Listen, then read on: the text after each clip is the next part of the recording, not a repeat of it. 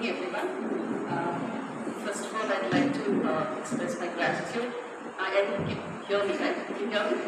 Yeah. First of all, I'd like to express my gratitude to Principal, Dr. Mithibai, the HOD, my friend, family friend, Dr. Realism, the department member, members of St.Mary's College. It's indeed a great privilege and honor to be here among you and talk about a topic which is very close to my heart. My research area, basically, I'll start it, right? I'll start off, right? Just stop me in case I'm going too fast. I have a habit of talking very fast. So put your hands up, tell me to slow down, I'll do that because I naturally do that speak fast. So my research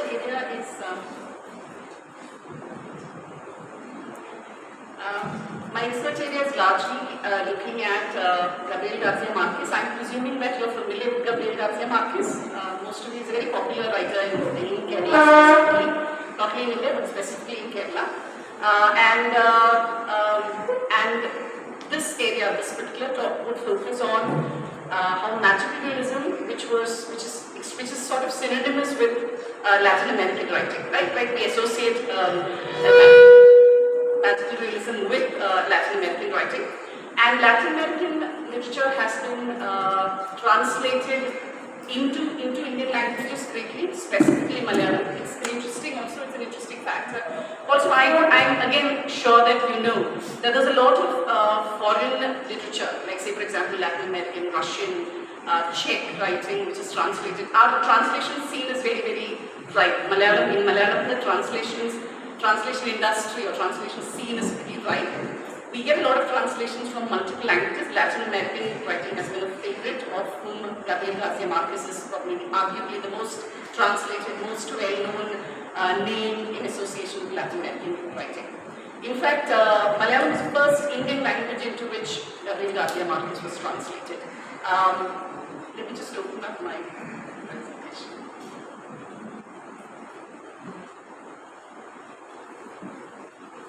What I'll be looking at specifically 100 Years of Solitude. Again, I'm presuming you're familiar with the text 100 Years of Solitude, which came out in 1967. It was written in Spanish in 1967. It was translated into English in 1982. It was translated in Malayalam in 1982. And since then, we have been exposed to Malayalam, right? Malayalam readership has been exposed to Latin American writing, specifically Gabriel Garcia Marquez's writing. So what I'm trying to explore attempt to establish is that his writing has been pretty influential in framing the Malayalam literary scene. And I'm particularly specifically looking at Anand's Sachidanand, writer Sachidanand, who is known by the name Anand. Anand's Govardhan's Yatragal. In Malayalam, it's Govardhan's Yatragal. The translated version is Govardhan's Travels. It apparently came out in 1995. Anand wrote the text in 1995. It was translated into English by Geeta Krishnan in 2007. So I'll be looking at how Gabriel Garcia Marquez has influenced Anand's Govardhan's Yatragal, and the Saga of Busiris. The Saga of Busiris was originally written as Maru Piravi by Sethu Madhavan. Maru Piravi by Sethu, which was translated into the Saga of Busiris. Maru Piravi came out in 2011. The translation came out in 2016. The translation is by Priya Jayakumar. It came out, it was brought out by Neoge Books, and Govardhan's Travels was brought out by Penguin Books. So I'm specifically looking at how 100 Years of Solitude, what are the features thematically, what are the features technically, what are the recurrent tropes which you find in probably as an influence of Latin American writers, and specifically Gabriel Garcia Marquez. That is the point of my exploration. So I will start with the first slide, which talks about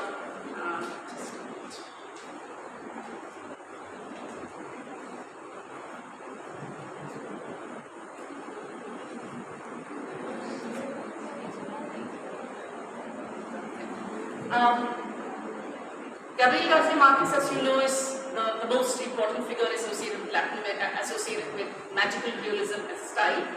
Magical is can it be an interactive session? Can I ask them questions also? Yes. So what do you know, what do you think about magical realism? What do you understand by magical realism? Would you be able to, what is your idea or understanding of magical realism? Any idea, anything that you know? What do you know about magical realism? MA English class, right? Yeah. So, what is magical realism? As a kind of writing, as a narrative form. Whatever you know, it doesn't matter, that's not right. Have some magical elements, Correct. some real elements. Correct. So it's a combination of, simply put, it's a combination of the magical and the realistic, or the realistic, or the magical being told as though it's a realistic character. You know, there's no surprise or there's no fantasy sort of involved in it. Fantasy is differentiated from magical, but it's told as something which is real, right? So, 100 Years of Solitude again. Have you all read the text? How many of you are familiar with the text? Okay, so 100 Years of Solitude is a classic in its own right. You know, if you're aware of Don Quixote, you've heard of Don Quixote by Cervantes. Don Quixote is considered to be Quixote. Don Quixote is considered to be the most influential novel per se. European novel came to India from Europe, or for example in South America and all the other colonized nations. The novel entered through Europe. We did not have novel form as a literary form. We had epic and we had poems and drama, play, etc. The novel as a form, literary form, came to us through the Europeans. Same in South America too. South America was colonized by Spain largely. Spain and Portugal, but Spain largely. So the language Spanish also, 100 Years of Solitude, for example, is written in Spanish, originally written in Spanish, was translated into English and to other languages. So, so this concept of magical realism came to us, to India or to the rest of the world, like Nigeria, the African subcontinent, African continent, or in Europe through Latin America, right? So we're looking at what magical realism and 100 Years of Solitude specifically has been considered as a something like a Quixotic novel, something like Don Quixote. What Don Quixote was for European novel, 100 Years of Solitude was for Latin America, right? So that's the reason why it's titled as El Quixote Americano, which means the American Quixote. Just like what Don Quixote was for Europe, 100 Years of Solitude was for Latin America, for American writing. So that's the kind of influence that 100 Years of Solitude has had on writing. So that's the reason why we call it the American Quixote. So again, what I'm trying to establish is how influential 100 Years of Solitude was to literature, and not only in America, but it had a cataclysmic effect on multiple parts of the world. So that's what I'm trying to establish by these thoughts that I've brought in. Harold Bloom, again, an important critic, he has talked about how Gabriel Marquez has contributed, what he has contributed to, the art of novel writing, to the notion of us deciding what formulating identity, etc. So that quote is pretty interesting. What Harold Bloom says is that it is he's given contemporary culture in North America and Europe and in Latin America its necessary narrative. You formulate your identity, you make sense of who you are through your stories, right? Stories or narratives. And that's what Gabriel Garcia Marquez has done for not just America, but for Europe and for the rest of the world. So what I'm trying to point out is that 100 Years of Solitude has been that influential, that far-reaching the effect of it has been. So that's what these codes try to establish. And what it has done is it has tried to render our lives believable. Now that's a quote from Gabriel Garcia Marquez's Nobel Prize acceptance speech. If you're interested, it's available on YouTube or wherever. So if you can go through his Nobel Prize acceptance speech, where he talks about how intrinsic and how important it is to Latin American writing itself, how important his writing is and how important, how closely connected his writing is with Latin American literature, Latin American life, etc. You can understand. You can please go through that Nobel Prize acceptance speech. It will be a very informative thing. So he talks about the fact that it is in order to render our lives believable. The text or the writing has been with the intention of rendering our lives believable. That's what he said in his Nobel Prize acceptance speech. Now, 100 Years of Solitude is situated in this place called Macondo, which is a fictional place. It's actually the name of a particular banana plantation in Aracataca. Aracataca is a place in Colombia. Colombia is where he was born. Gabriel Garcia Marquez was a Colombian. And Aracataca is a small village kind of place in Colombia. And there's a banana plantation by the name Macondo, right? So that is the place wherein 100 Years of Solitude sort of takes place. So it depicts Macondo's or the nation's or the continent's childhood. So it's like it's representing the story of Latin America. Macondo becomes a microcosm for not just Colombia but for the Latin American continent.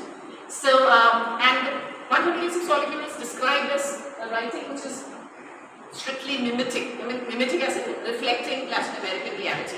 As mimetic, and it's it's interwoven with myth, legend, oral narrative, etc., which is very real to Latin American writing. Now, what is interesting about Latin American writing and Marquez's writing, and specifically magical realism, is that he actually broke away from given structures of writing. He actually sort of reinvented or made it his own kind of writing. Magical realism had to be invented in order to tell Latin American reality, in order to talk about Latin American reality. So again, it apparently, another quote which describes Gabriel Garcia Marquez's writing is not there. So with the aid of the absurd and the fantastic, he uses absurd and the fantastic, he has been truthful to his land, to his people, to his art. That's the reason why it became so popular. That's the reason why it became so, it rings true to Latin Americans and probably Indians, etc. Why? Because we went through a similar process of historical invention for ourselves. Probably that's the reason why it rings true for us, which we'll explore later on in the lecture. Latin America, I mean, as the madam who mentioned, Latin America, madam who delivered the welcome address mentioned, Latin America, it came into Latin America through Franz Roh's painting. Franz Roh apparently was a German painter. So again, magical realism is not intrinsically born in Latin America. Magical realism came through Europe. So it's not there's no escaping Europe in Latin American writing, just like Descartes, right? So the similar ideas Humi Baba mentioned, the hybridity, the notion of hybridity, etc. There's really no escaping the European route, and probably it's foolish to look for that either. So Franz Roh's writing. Franz Roh was a German critic, thinker, and art critic and historian. He wrote this particular text, novel by the name Post-Expression, Magical Realism Problems for West European Painting, which has been translated into Spanish and which was read by Latin American thinkers and writers. That was one influential aspect which basically led to magical realism being adapted or adopted by the Latin Americans. Again, the Surrealist movement, which was again popular in the 1930s and 40s in Europe, had a huge influence in shaping their idea of magical realism. Now, what is interesting is that a lot of Latin American writers, again, Latin America is not a caste-ridden society, Latin American society, but they have a hierarchical division of people on the basis of why? Because of the fact that there was a lot of intermixture, racial mixture happening in Latin America, unlike in India. We had a section of Anglo-Indians, but we had a very small section of Anglo-Indians, right? Whom we call Anglo-Indians, who probably had British blood or European blood in them. Whereas in Latin America, the mixture was like very thorough, very complete. The racial mixture racial mixing was very thorough. And as a result of this, there is a hierarchy which evolved. Latin America the continent freed itself much earlier than freedom came to, say, Asia and India, etc. In Latin America, it happened sometime in mid-19th century. From mid-19th century, Latin American continent started getting its independence. And after that, there was a clear hierarchy in Latin America. Those who were the purest European blood, occupying the highest spot, right? So most of these, the purest European sort, all of them, they look to Europe for inspiration, as in Europe as the fatherland or something like that.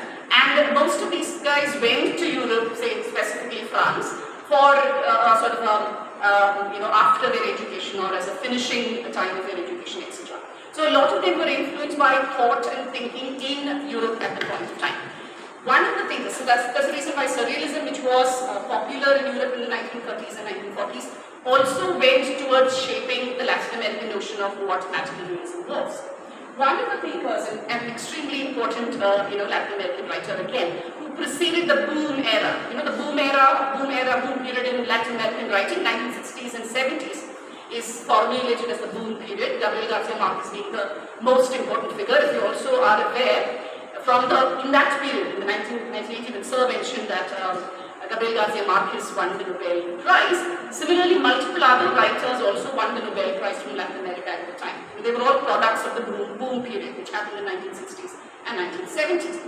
Alejo Carpentier preceded the boom period. And Alejo Carpentier was in France for a long time, where he was exposed to surrealism, and he said that this is not really what we should be adopting. We should be looking at, he got disenchanted with surrealism, and he appropriated it into a Latin American, he used surrealism, he appropriated it, and said that we have our own marvelous real, and he termed it Lo Real Maravilloso Americano, which means the American marvelous realism. He called it the American marvelous realism. And he appropriated, used the whatever from surrealism in order to formulate their own, what is termed as marvelous real. He called it marvelous real in an essay that he wrote. So he says that it can be this kind of magical is something which you encounter in Latin America on a day-to-day basis. What's so fancy about surrealism? We have this kind of a magical which is happening in our continent on a day-to-day basis, in American continents on a day-to-day basis, is what he says. So he started this particular mode of writing in multiple novels that he wrote. Some of the important texts are The Lost Steps, a few other important texts written by this gentleman, Alejo Carpentier. So he's the one who actually brought in the term marvelous realism into Latin America. And apparently about Carpentier's writing, another critic said, he says it's a territorialization of the imaginary, as in he's giving ground to the imaginary, as in the imaginary being connected to a Latin American setup. So Carpentier apparently used it. Why? Because he felt that marvelous realism was suited to expressing the reality of Latin American geography, Latin American features, Latin American cultural traits, etc. And that's the reason why he sort of felt that this is suitable for our kind of writing. In 1955, Angel Flores, another writer, he coined the term magical realism in association with Latin American writing, and he termed it magical realism. It's coined by him from marvelous realism. Marvelous realism was used by Carpentier, and magical realism was a term which was coined by Flores in 1955. And this guy says that, Flores says that you can actually trace the lineage of magical realism not merely from surrealism, or not merely, it's not merely only what is surrealism or what is happening in Latin America at that point of time. There is a history to it, and he starts it off like this. He says that it's the amalgamation, as you rightly said, it's the amalgamation of realism and fantasy. And each of these separately and by devious ways made its appearance in Latin America. So this particular setup was aptly suited for expressing what is in Latin America, and it actually made its presence felt in Latin America. He says it has been there since realism, since the colonial period. They had a colonial background too. 200 years or 300 years of Spanish colonialism happened in Latin America. So he says that realism came through colonial period. The magical was writ large from the earliest, in the letters of Columbus. Columbus again, apparently Latin American written history starts from the time of Columbus. They don't have anything before that at all. There's written history, they don't have. Oral narratives are there which they have actually put down and taken ahead, but written history starts from Europe. So he says that the realism came with the colonial arrival.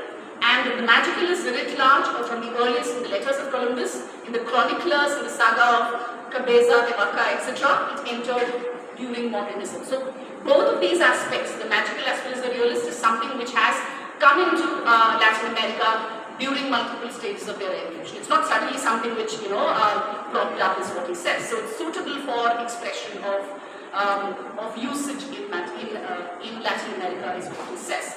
Now that they started it off, the pre-boom writers like Carpentier specifically, Borges is another famous writer, very popular among the Malayali readers, are people who preceded the boom period. So this sort of set the stage for the arrival of the boom writers like Gabriel Garcia Marquez and other writers like Carlos Fuentes, etc. are other famous Nobel Prize laureates from Latin America too. So that sort of propelled, magical realism. Magical realism became extremely popular in the boom period when these other writers started using it, and it was, it found acceptability in different parts of Africa, Asia, Europe, United States, etc. So, right. So magical realism, when we say, we talk about the magical, we talk about the fantasy, etc. But it would be extremely reductive to talk about magical realism as merely magic and fantasy, etc. It's not just magic. It's not, child play. It's not kids play. So it's more than that. So there is a political aspect to magical realism, which we again will look at in multiple other aspects of the presentation or multiple other slides in the presentation also. But there is a political nature to magical realism. And if you look at some of the important practitioners of magical realism, Salman Rushdie is probably one of the more famous practitioners from India. Other writers are Toni Morrison, Angela Carter, Ben Okri, Michael Ondaatje, etc. are other famous users of magical realism, other famous people who have used magical realism. And they've used it very politically is what we suggest. And there's a quote from Maggie Bowes which I would like to point out here, where she says that whether from an overtly anti-imperial, feminist or Marxist approach. So magical realism has lent itself well for use in these lines, either Marxist or feminist or anti-imperial, post-colonial. It's also treated as part of the post-colonial, it can be clubbed into that aspect. So all of these arguments or these conversations or these dialogues can be taken up through magical realism. So it could be anti-imperial, it could have a Marxist overload, or it could have a feminist view on it. So as a result, there are multiple views which magical realism can be put to. It's not merely, to call it merely fantasy, to call it merely magic would be extremely reductive. So there is maybe one of these or all of these can carry the load. Whether the form reveals a political aspect more covertly through cultural politics of post-colonialism, cross-culturalism, or friction between rights and pragmatic European Western culture and oral mythic-based cultures. So there are multiple levels of politics that plays within magical realism. It could carry the load of, say, anti-colonial carry the load of feminism or Marxism, or it could merely be talking about a friction by virtue of using a literary form which is different from the Western, which is original to the Latin American. It carries a political load. I hope you understand. So it's not merely magical. To reduce it would be simplistic, is what we suggest. So it could carry that kind of conflict, that kind of friction also comes through. So again, if you notice, most of the dominant writers are placed outside the dominant power centers, right? So not, say for example, Ondaatje or Salman Rushdie, etc. They're talking about spaces outside the dominant centers of narrative. So like Nigeria, Canada, or different parts. So that is again. So basically, magical realism becomes a new narrative mode to question, established modes of narration, established modes of talking, etc. So again, what is also interesting and what probably ties up American writing with Malayalam writing is that there is a lot of the personal, which comes into the writing, personal or what's termed as a communal, which comes into writing.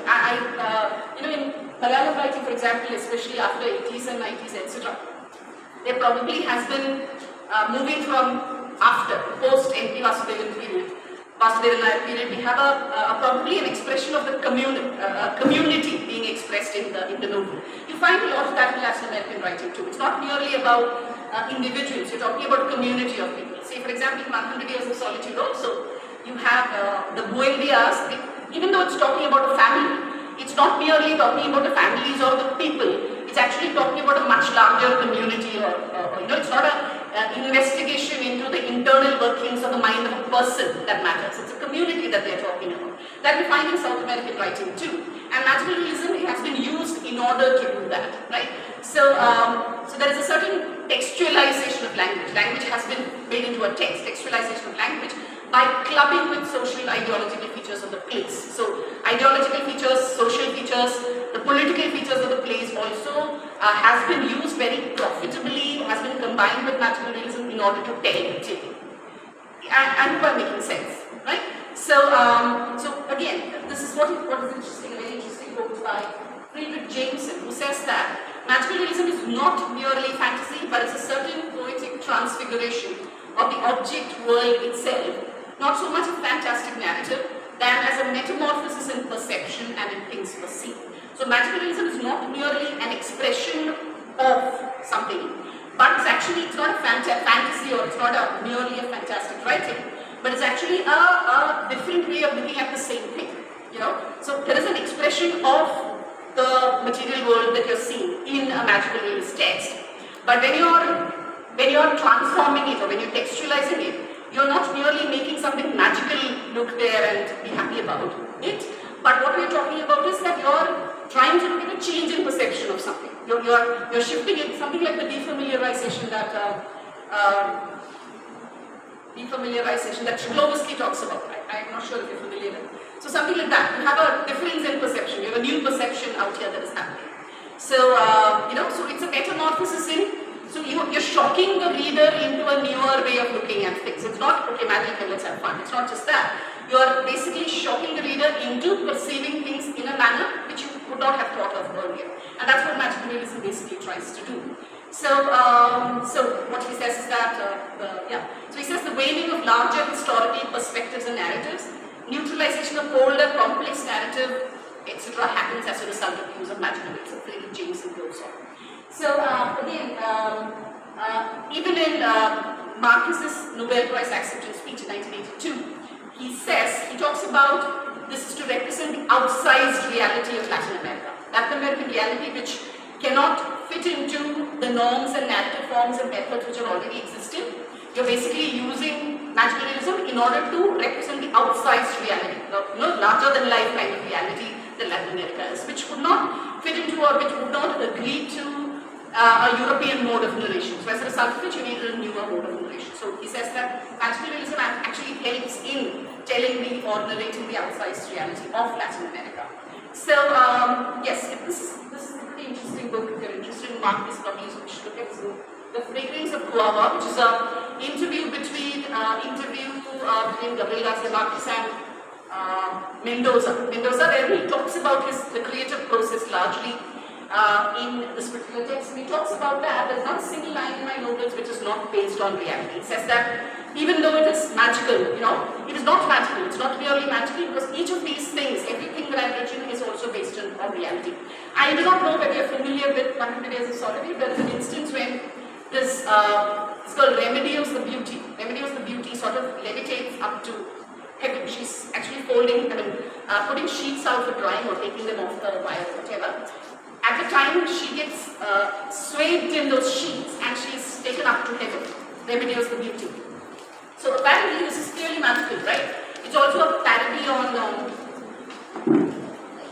it's also, this particular incident is also a parody of Mother Mary's Ascension, So apparently Marquez in this interview states that this particular incident is not merely fantasy. It is something which actually happened in my neighborhood. So apparently there is a young girl who ran away with someone. Her lover, obviously. So the community, the family said, no, she not run away, she was taken up to heaven, So when he says the incident, when he narrates the incident of Remedios the Beauty going up to heaven, it's actually that is where it comes from. It's not fantasy, it's not nearly magic is what he says. So that's what he says in this particular interview with Mendoza, when he says there's not a single line in my novels which is not based on reality. Hence, what I'm saying, magical realism is not merely magical, but it has a political overload to it, a very heavy political overload to it, and that is what it's trying to sort of convey. So, the next, so this is again a very brief literature review of a survey of some of the writers who have talked about having been influenced by Gabriel Garcia Marquez and investigating why Gabriel Garcia Marquez was, may have been such a great influence. Ennis Marthavel, I'm sure all of you are familiar with Ennis Marthavel. Ennis Marthavel's recent text, recent means around 10 years old, I think. The Litany of Dachpat Devi. What's the Malayalam? I forget the Malayalam title. Litany of Dachpat Devi. London Bathevi. Yes. London Bathevi. London Bathevi. London Bathevi. Lutinium. London Bathevi. London Bathevi text. It's extremely reminiscent of 100 Days of Solitude. If you've read that particular text, even a cover representation, which is very, very beautiful, very striking, of the translation, which is the litany of, that's the translation. So that again is very reminiscent of this particular text. So Marquez is another writer who's actually claimed that Gabriel Garcia Marquez has, influenced him quite a bit. So what we're trying to say is that Marquez's influence has been pretty widespread across the world, and what we're exploring is across China, Nigeria, Europe, etc. So one of the thinkers, Neil Parks said that he taught Western readers tolerance for other perspectives. So magical realism basically is opening up a different perspective, opening up a different view to viewing things which was unsaid, which you probably did not find representation at all, etc. So now, before we go into this, very interesting, Octavio Paz is again another Nobel laureate, Latin American poet and critic. Octavio Paz, I do not know if you're familiar. Octavio Paz, he delivered a lecture in Delhi University sometime in the 1980s, and he was talking about the influence of Rabindranath Tagore on Latin American writing.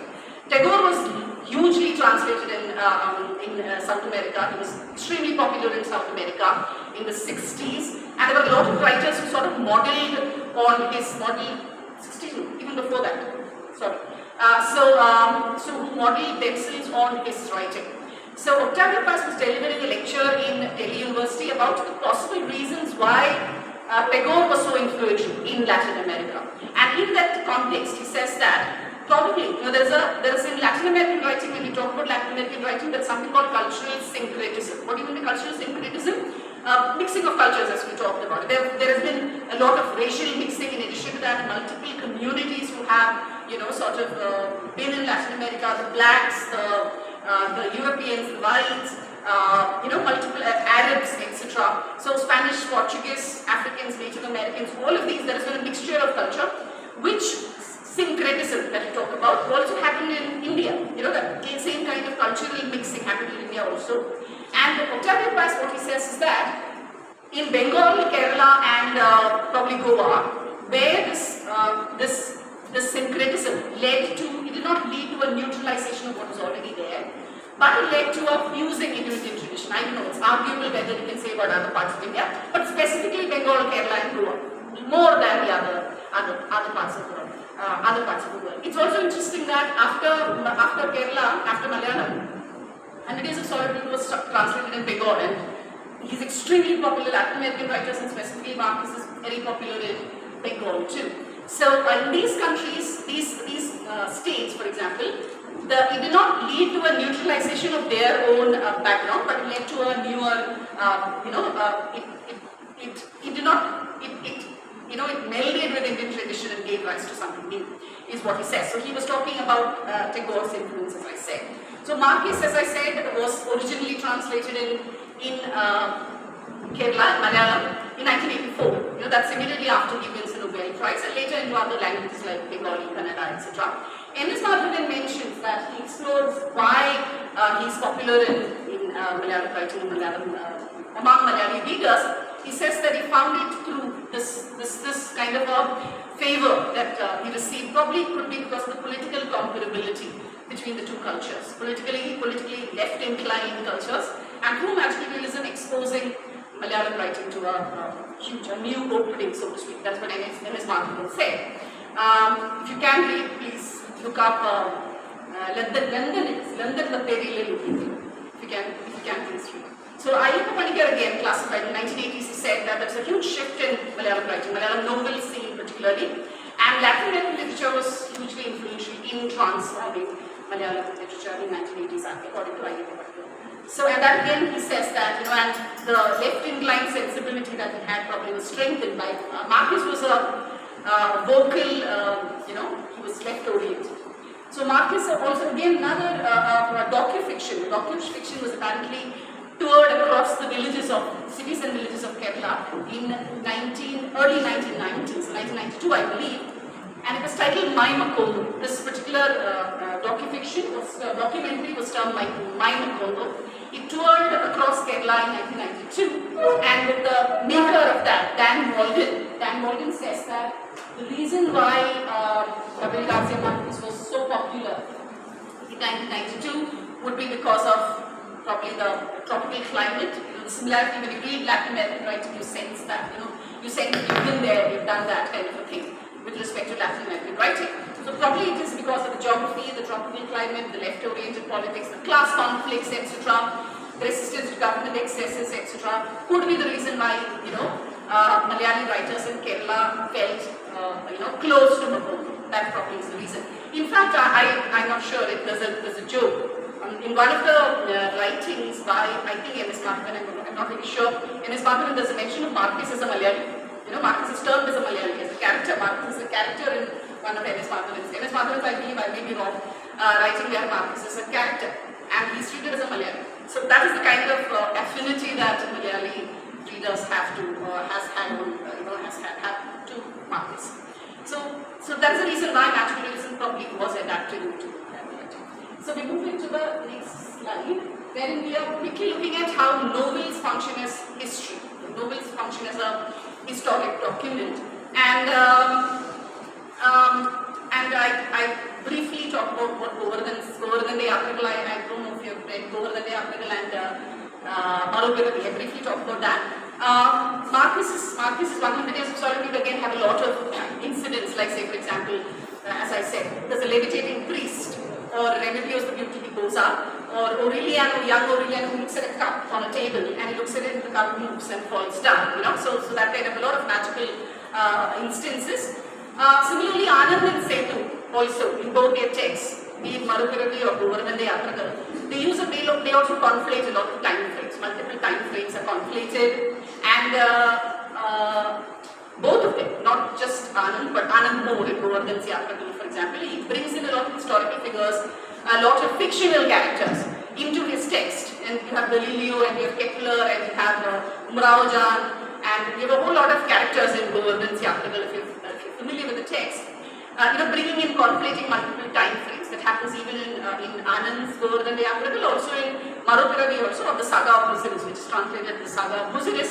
You have again multiple time frames conflated. You talk about the 1341 when Mujiripattanam or Busiris was a thriving trade center, and then you suddenly talk about Kochi, and you have characters who sort of span both these places. So you have characters who span 21st century and 14th century, So those kind of things you find in the Saga of Busiris also, in Marukiravi also. So I briefly talked about Govardhan Day Yatragal. Govardhan Day Yatragal apparently it starts off with a tale of Govardhan. Govardhan basically is a character in Bharatitu Harishchandra's 1881 play by the name Andher Nagri Chopad Raja. In Malayalam it is Prahasanam.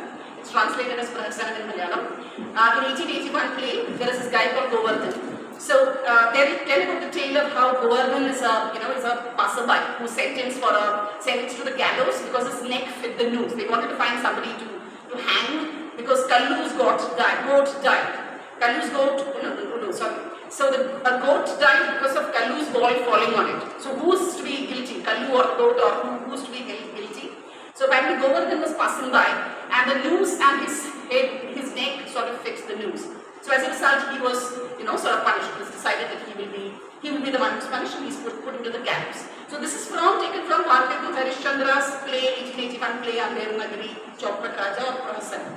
So this guy, so then Harishchandra feels bad for this guy. He abandons the play. That's the frame of the text, Govardhan's Travels.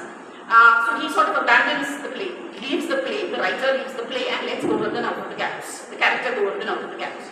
Now Govardhan walks into real life, so to speak, from the play. He walks out of the play into real life, and he is wandering in search of justice in multiple parts of the world, multiple parts. And so in that space, he meets multiple people. He travels through multiple time frames, travels through the Mughal time, then to during the freedom struggle, 1857, then to 21st century, right? So he travels all these frames, Govardhan in this particular, after being let out of the gallows. So Anand talks about Harishchandra's writing and says, Harishchandra uses a lot of absurdism in 1881. He says that Harishchandra must have known that realism is only one of the ways of understanding reality. Now that's again very interesting. It's a pointer to magical realism. He says that Harishchandra might have known that realism is only one of the many ways of understanding reality. So there are multiple ways of understanding reality. Now Sethu's saga of Busiris or Marupiravi again a very interesting title which suggests multiple births or different births, etc., which is translated into a not an appropriate title. The saga of Busiris is called, very dry, it falls flat. So it again is an autoethnographic narrative. The character is Aravindan. Aravindan probably is also, there are certain autobiographical elements with Sethu himself. The place is Chendamangalam. Sethu comes from Chendamangalam. Sethu Madhavan, the writer. So the text is placed in Chendamangalam and tells about the history of Chendamangalam. It tells about Chendamangalam, and Busiris is not very far from there. So Aravindan again brings in multiple time frames. The 13th century port town of Mujiripatnam or Busiris as they call it, and to independent India, 21st century. So multiple time frames being conflated there too, not a realistic narrative. So it is believed that Busiris was devoured in the floods, the great floods in 1341 in the river Periyar, and Kochi came up, right? Busiris was swallowed up, the port town of Busiris, the huge port town of Busiris, which apparently had trade with different parts of the world, including Egypt and multiple other parts of the world, that was swallowed up and Kochi came up, which was Kochai it was called, and that's where they got Kochi from. So and it became the commercial capital of Kerala. Kochi developed from there. So that is the story of Busiris is told by Aravindan. Aravindan is a ship working in some kind of shipping firm in Bombay, and after retirement he goes back to Kerala, to his native town in Chendamangalam, and he reminisces. And when so there is Aravindan's personal reminiscence that you get, and then there is a memory of the story of Busiris where he builds fictional characters and he writes a story, a novel within that particular text. The text of the Marupiravi, he weaves that into it. Busiris again is a town which found mention in Sangam literature and Greece, Rome, Egypt, etc. From 1st century BC to 14th century, apparently Busiris was a big trading port till it was swallowed up by the river. There are two interesting characters in Busiris. The Busiris, again as I said, there are multiple time frames within the text too. Within that, the era of Busiris, the 13th century or 12th century that Sethu describes, there are these two characters, Kunkamma and Kitchen, who sort of are the last. Kitchen is a kind of a man of all jobs kind of a person, and Kunkamma is somebody who inherits the family. So she and Kitchen sort of make a shift from the 14th century to 21st century. So they are found in Cochin in a swanky, office space, and she's running her office from Cochin. That's what the story says. So these two figures sort of are reminiscent of Melchiades again Melchiades from 100 Days of Solitude.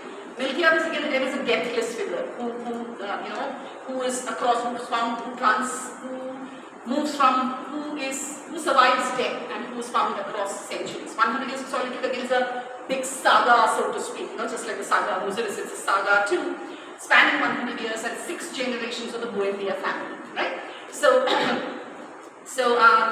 yes, so Kunkamma and Kitchen are reminiscent of Melchiades, who is again a very, a figure as I said, who lives through time. Sethu basically, I'm quoting from the text, saga of Busiris, he says that he tries to recreate the time you can reach out through memories alone. That's what he's trying to do. These projects are undertaken in all these texts that we are talking about. So, Melchiades was a figure who did not know when he had been born. He did not know when he had grown old either. This is about Kitchen, but this can be associated with Melchiades also. So, it's that kind of an ageless kind of figure that's there. So, these figures again add to the magical realist element that we are talking about. These figures, by being deathless, by spanning time frames, by moving from one century to the other, etc., they basically become the bridge, so to speak. So, so what is interesting is that not merely time frames are mixed, but even you find different eras being sort of negotiated. So, a pre-literate, pre-technology era, and you have a world of technology. The two worlds being, you're traveling from multiple worlds. That again is happening, both in 100 Years of Solitude as well as in Marquez. You see that. Even in Govardhan Yatragal also you see the same thing. So multiple eras, multiple time frame. That again is interesting in a post-colonial setup where you have different developmental, say for example, you coexist with multiple kind of technological advancements, so to speak. So most famous being the digital divide we faced during the COVID time. Some kids had access to, some kids do not. So Sethu brings to focus a world that machines cannot reach, etc. So again, what is again interesting is that so O.V. Vijay, a contemporary of Gabriel Garcia Marquez, this movement of history, this movement of this shift in how to narrate history. And history was traditionally narrated as a scientific construct, scientific construct which is told about Latin American writing. History was largely a scientific construct, as in you told the tales. Say for example, the Dharmaraja and Martanda, etc., which we had in school. I remember we had in school in Dharmaraja, Martanda, etc. C.V. Raman Pillai's kind of writing history.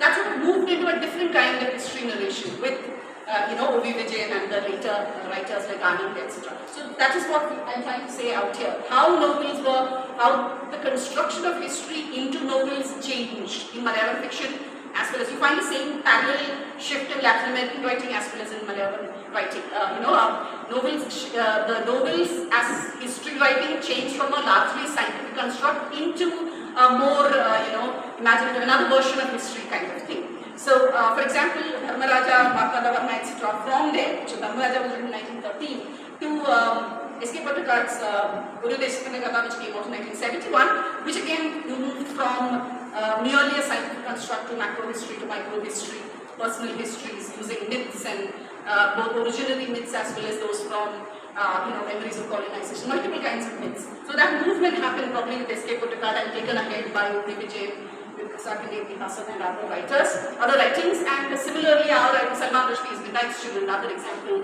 etc. And these texts like Marupiravi and Govardhan's Yatras or London Batte, etc. are all moving in that kind of, that mode of history narration. So again there are mention of briefly mentioning in Anand's writing, for example, Govardhan Yatragal, you find mention of Chitragupta.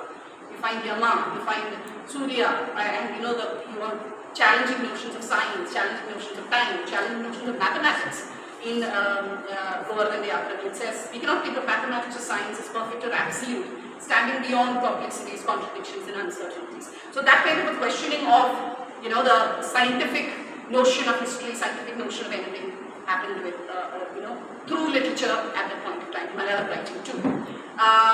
There's a bit of, I think, I should be on, it's already an hour.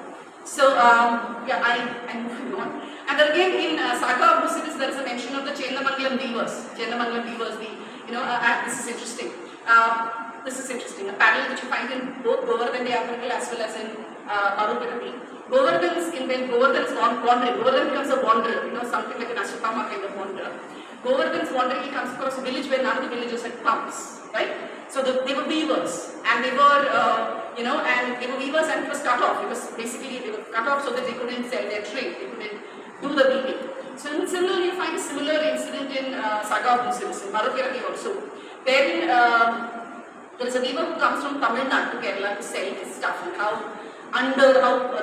the system, the hierarchical system is existing under which he has to function, etc.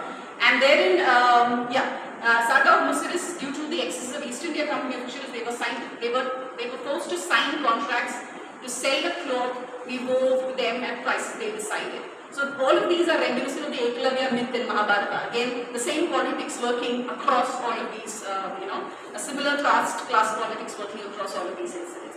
We move on to the next.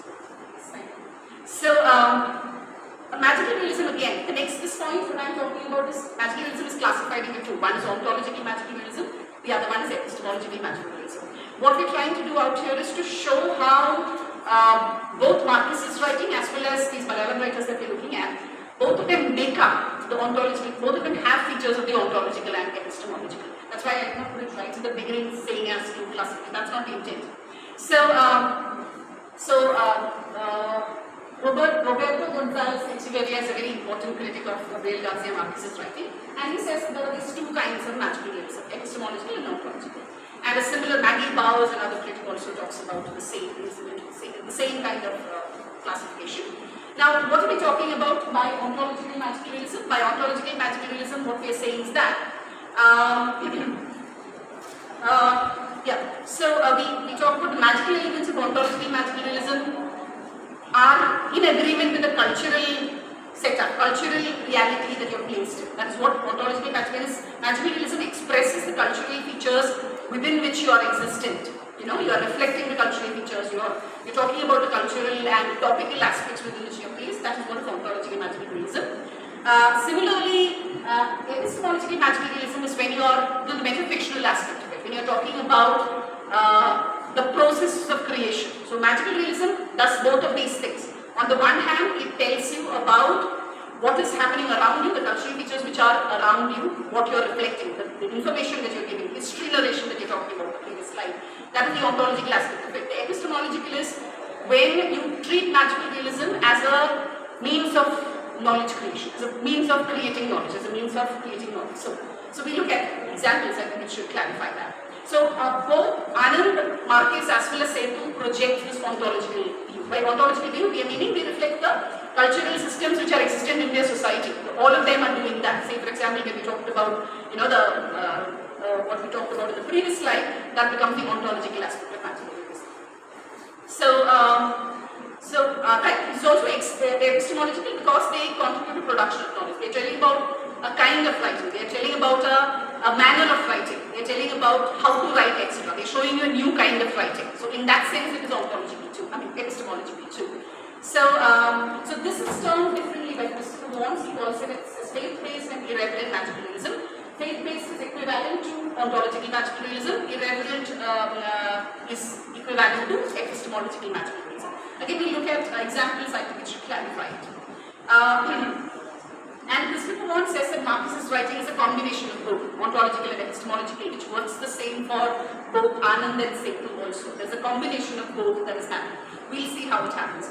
In Marquez's writing, in 100 Days of Solitude, there's mention of a banana massacre. Banana massacre where apparently a few people were killed, right? Banana massacre happened in 1928 in Colombia. In the United Fruit Company, United Fruit Company again is mentioned in 100 Days of Solitude. In United Fruit Company there was a strike, right? There was a strike by the workers, had a strike. And there was a standoff for a couple of months. Again, this is reminiscent of our reality. We go through these kind of things. So there was a standoff for approximately 2 months or something. After that, the Colombian army sort of suppressed the strike. And apparently in 100 Years of Solitude, Marquez describes that the truckloads of people were loaded and they were thrown into the sea. And there was nobody with a memory of that except one of the Buendias. One Buendia saw it and he had a memory of it. Everybody else forgot it. So which indicates that there's a suppression of truth. So in Wikipedia, if you search Banana Massacre, you will see that casualty was something between 27 to 4,000. So the official records were something very small, whereas the actual numbers were in tens and thousands of people. So Gabriel Garcia Marquez talks about it in 100 Years of Solitude as many other topical issues, which actually happened. So that is what is termed as ontological magical realism. When you are talking about actuality, things which have actually happened around you, that becomes what is termed as ontological or your faith-based magical realism. So similarly in our text also, the text, Malayalam text that we are looking at also, you have these similar instances which are described, which I will tell you the examples would be. Anand refers to something called the Chapati movement. Chapati movement again is not very, very popular, but some of you may have heard. It happened in February 1857, prior to the 1857, the riot, the war that happened in 1857. And Govardhan becomes a link in the movement. What is Chapati movement? Chapati movement apparently was people walked between villages distributing chapatis, giving chapatis from one village to the other. Apparently a kind of a mobilization of people to, that's what it's believed as, a mobilization of people to participate in the 1857 war. That was the Chapati movement. There is a mention of that in Govardhan's tracts, which again becomes ontological, the kind of what we classify as ontological material. So he had to carry a packet of chapatis to the next village and a headman there would grant safety for 2 days. That is how it worked in Govardhan's Yatra. So basically again time and people being interchanged, linear notions of time being questioned and all of that. Similarly, there's a meeting between the mathematician in Govardhan de Apparkal, Ramchandra and Galileo, and they discuss about execution of Prince Dara, the Mughals, multiple time frames coming together in that particular scene.